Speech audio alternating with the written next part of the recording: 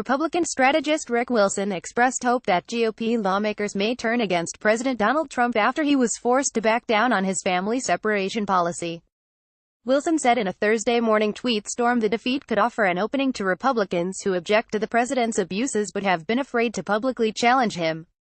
In the struggle to overcome Trump's outrageous evils and rejection of American values, optimism is your friend, Wilson tweeted. Hard fights are good fights and good fights are hard fights. 3. Trumpism is a dark, negative, dead-end kind of philosophy. They don't really believe in America but believe more in its decline and the insufficiency of our system.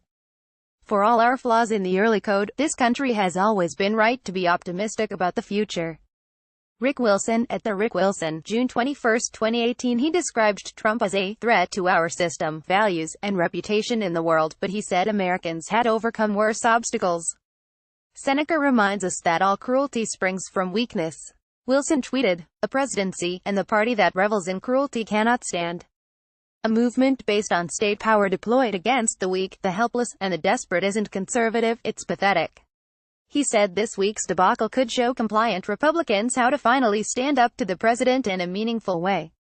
Republicans, not enough, not strongly enough, and not passionately enough, to be sure, watched Trump lose a battle this week, and it matters, Wilson said. The national bully got punched in his smug, jolly face by crying children. 6. Republicans, not enough, not strongly enough, and not passionately enough, to be sure, watched Trump lose a battle this week, and it matters.